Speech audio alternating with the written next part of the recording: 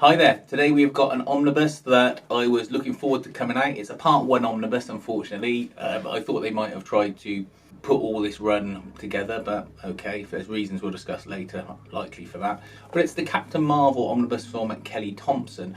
Kelly Thompson, one of my favourite writers working for Marvel at the moment. Really enjoyed this series, really enjoyed her Black Widow series. She's someone who I've said before can just get banter right. You know, she gets those sort of interactions between characters just right. So they feel realistic, but not waffly, and they aren't just sort of "let's go get them, chum" kind of stuff. But she knows how to write people, and I think that just comes through in her work. And that's what makes this series so enjoyable. We'll have a flip through where I talk more about it. And then we'll have a little look at the pricing of that afterwards, so you can either stick around or fast forward if you want to see what prices we got it for after the flip through. Okay, so we've got the Captain Marvel Volume 1 Kelly Thompson Omnibus here. Nice, strong picture of Carol on the front there. You get nice looking spine. I like the gold colour they've used on the spine. And then you get Rhodey, Hazmat and Spider-Woman on the back with her, all in their sort of Kree colours. You also get the usual blurb. Now, this is the best bit of the cover. This is a fantastic image on the hardcover. It's a shame they didn't duplicate this on the dust jacket as well, but otherwise you just get a Starfield on the back. But I think that's a stunning picture on the front. Normal liner pages, you've got that continued gold theme through here. Then you are on to the contents page. Now, the Captain Marvel run is 50 issues through, not counting extras. So you've got an extra 5 issues here of the Star series, which ties in. And I'm sure there are other like Key and Black things like that as well that tie in. But this picks up after the Life of Captain Marvel book. And you find Carol in New York fighting some sort of creature. She's got help from her bestie, Jessica Drew, Spider-Woman. And she seems to get rid of this creature. Now you see her with Rhodey in her relationship, and this is sort of an on-again, off-again thing in the most recent runs. If you saw the Kelly Sue DeConnick one as well, there's issues with the relationship with James Rhodes. But you quickly get established with the team, Hazmat, Spider-Woman, and others. And then there's an event where Carol gets thrown into the future. You find there is a bad guy who is the son of Enchantress, and she's got to help her team out now who have aged. You know, try and stop this guy. Obviously, an encounter with Rogue there as well. Now, look, this isn't the story I'm going to go through beat by beat, but really, this whole book is just a view on Carol Danvers' life and her trying to balance it as Captain Marvel, and how things keep interfering with it. They don't interfere with it in a sort of Ally McBeal stupid kind of way. They just have her try and do superheroic things, go on adventures. She sleeps with people, she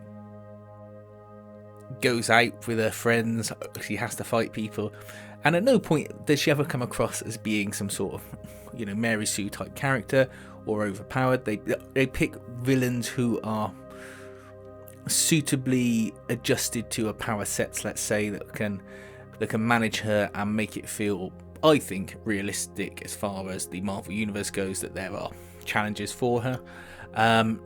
You have this whole sequence here, I won't spoil, but there is someone in a cool new outfit for Carol going around. And I think one of the best issues in this series is where she's just on a night out with Kamala Khan, Wolverine, Jessica Drew, some others, and they go and do an escape room, and it turns out to be run by a evil guy, and they have to get out. And it's just silly banter, but it just feels warm and enjoyable. It's like the Hawkeye Private Eye series that Kelly Thompson did in the West Coast Avengers. I think she's just an extremely talented writer, and she just gets all that banter down really well. The artwork in this book is, as you can see, clear and really good, and I really enjoy it. You don't get many extras in this, mind. You don't just get a few covers, and that's it. Whether they're saving something to pad out the second volume, I don't know, but I'd rather have more story than extras anyway. I never read the script pages. I do like the covers, but I never never bothered me itself with any of the sort of pencil sketches unless they're really interesting.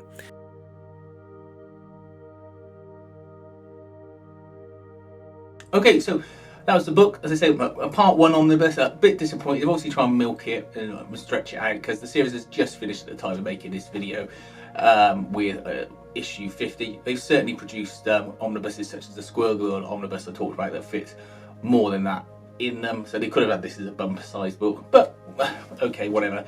Because when it comes to price, I didn't pay over the odds for this. This was a £53 book. I paid for that online. I saw a couple of places doing that. Amazon had it for a period on for that. Speedy Hen had it for that, around that for a period. And Books Etc. had it on for that for a period. I think they still might do. But like I say, shop around and watch your prices and you can get it.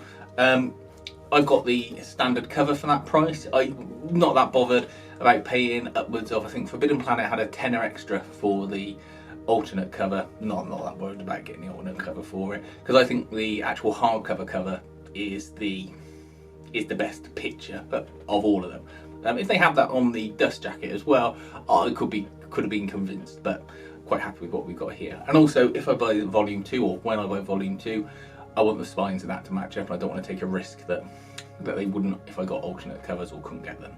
Totally available at the moment. I imagine it will stay in print until the Marvels comes out at very least, because it just feels like there's a bit of joined up thinking going on here between Marvel's various departments.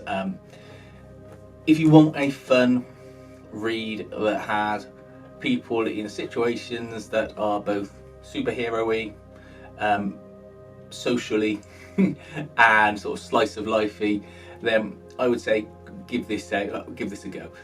I personally prefer the slice of life bits from this. I think the superhero bits are the bits I can take or leave, but it's just a really good book that just I'm all in for. And I think it's sad that she's finishing her run at issue 50, but I understand it has to come to an end at some point, otherwise you just run out of ideas and it just goes into the ground. So look, go pick this up if you can. It's way better than the Captain Marvel 2, or the Marvels as it's called, film will be, and have a little fun read. Thanks for watching.